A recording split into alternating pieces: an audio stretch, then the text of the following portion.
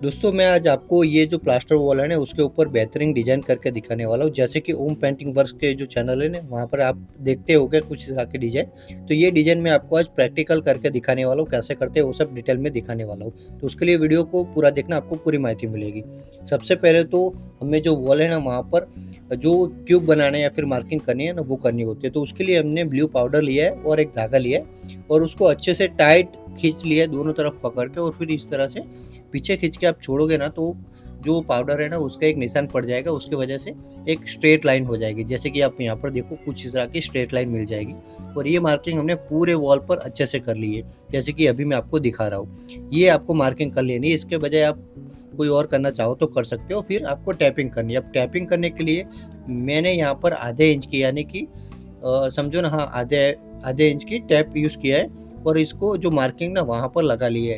अब ये जो पट्टा हमने 2 टैप के बीच में रखा है ना वो 9 इंच का रखा है, ज़्यादा नहीं रखा है। ज़्यादा रखेंगे तो बहुत बड़ा लग रहा था, इसलिए मैंने 9 इंच का रखा है। और इसी तरह से हमें पूरे वॉल पर अच्छे से टैपिंग कर लेनी है। तो चलो वो भी हम आपको जल्दी-जल्दी करके दिखा देते हैं। इसके बाद जो इसके ऊपर हम टेक्सचर यूज़ करने वाले, तो यहाँ पर देखो Stark premium acrylic walnut texture, एक स्मूथ प्लास्टर है। आपने देखा होगा कि जो होम पेंटिंग वर्क्स है उनके वीडियो में लिखा होगा, इस तरह का मटेरियल यूज़ करते हुए भी दिखा होगा, नीचे लिखता आता है कि ये हम यूज़ करें वो स्मूथ प्लास्टर है।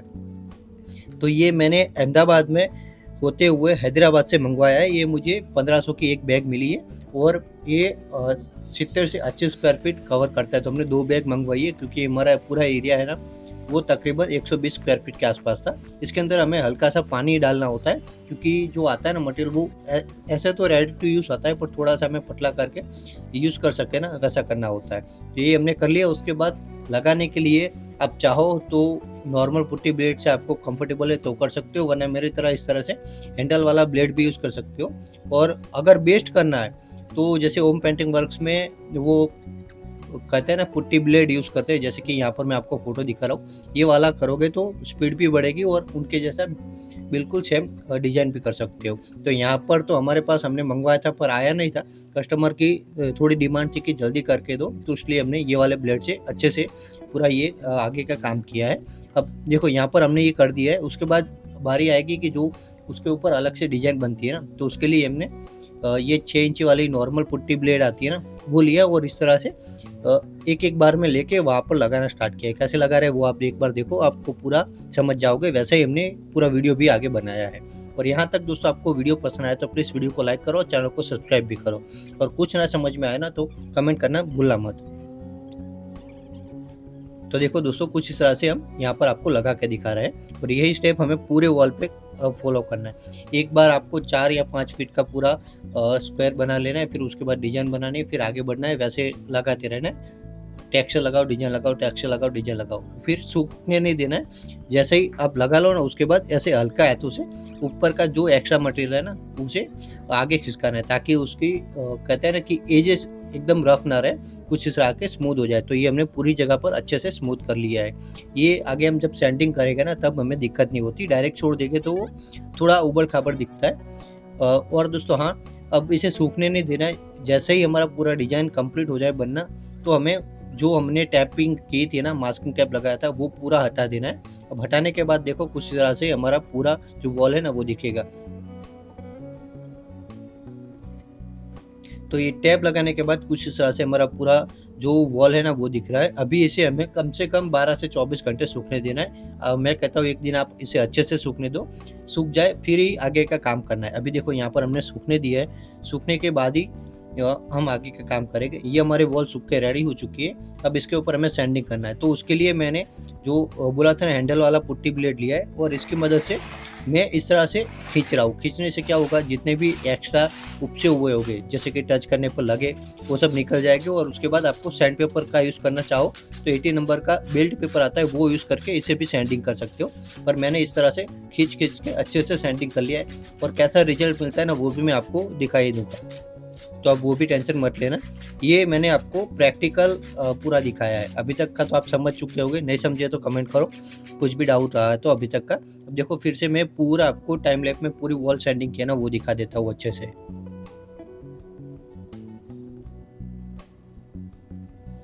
उसके बाद दोस्तों यहाँ पर कलर की बारी है कि इसके ऊपर हमें कलर लगाना है। तो यहाँ पर देखो मैंने आपको कलर का कोड भी दिखा दिया है, उसे मिक्स किस तरह से करना है। तो हमने एकदम डार्क ब्लू जैसा कलर लिया है, डार्क ब्लू हल्का सा ग्रीनिश, और आप दूर से देखोगे तो ब्लैक ही दिखेगा वैसा है। कोड आपने नहीं देखा है तो पीछे मैंने आपको आगे बताया, वहाँ पे वीडियो पोस्ट करके देख ही सकते हो, और अच्छे से मिक्स करना है।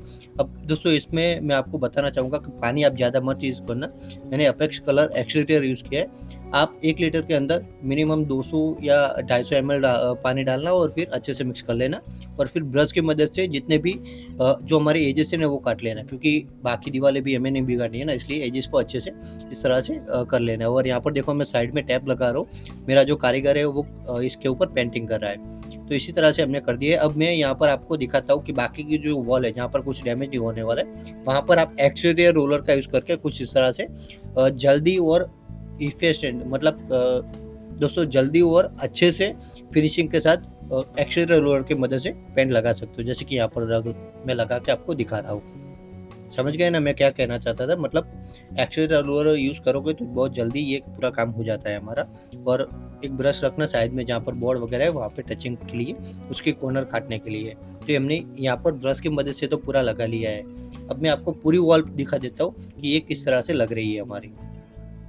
तो देखो यहाँ पर मैं पूरी वॉल पर उसी तरीके से मेरा कारीगर जो कोने वो सब काट रहा है अच्छा से, और मैं जो रोलर है ना उसकी मदद से कर रहे हूँ। तो यहाँ पर देखने के लिए जो मकान मालिक है वो भी आए थे, तो वो भी आके चले गए।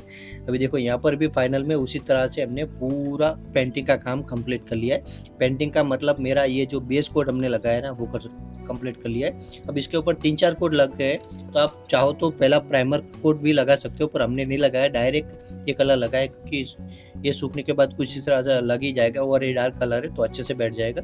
आपको 2 कोट लगाने की ज़रूरत पड़े तो लगा सकते हो, पर मैं आपको कहूँगा आप थोड़ा कलर गाढ़ा रखोगे ना तो वो 1 कोट में कंप्लीट हो जाएगा। अब उसे भी हमने 8 से 10 घंटे सूखने दिया, उसके बाद हमने यहाँ पर कॉपर कलर लगाया है।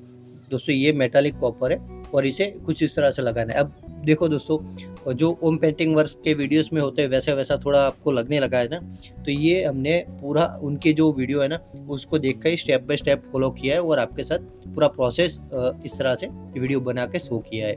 तो आप उनके भी चैनल पर जाके एक बार विजिट कीजिए, और उनको भी मतलब सब्सक्राइब वगैरह कर सकते हैं, उनको भी हेल्प कर सकते हैं, मदद कर सकते हैं, क्योंकि उन्होंने ऐसा कुछ बनाना स्टार्ट किया और हमने उनसे उनकी वीडियोस देख के सीखा है, और आपके साथ ये भी शेयर कर रहा हूँ।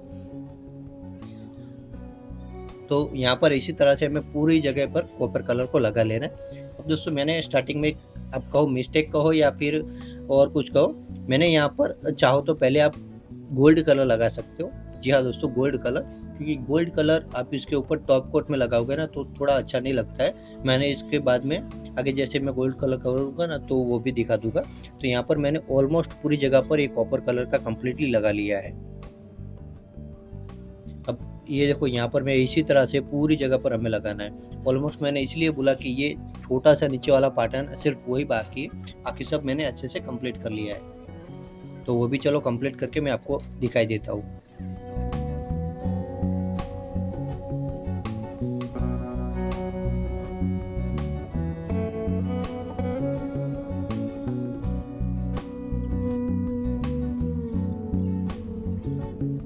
तो यहाँ पर देखो दोस्तों, हमने पूरी जगह पर इसे अच्छे से कर लिया है। बाकी का ऊपर का जो पॉइंट है ना वो हमने फास्ट फॉरवर्ड करके आपको वो भी अच्छे से दिखा दिया है, और इसी तरह से हमें पूरी वॉल पर जो हमारा कॉपर कलर है ना वो अच्छे से लगा लेना है।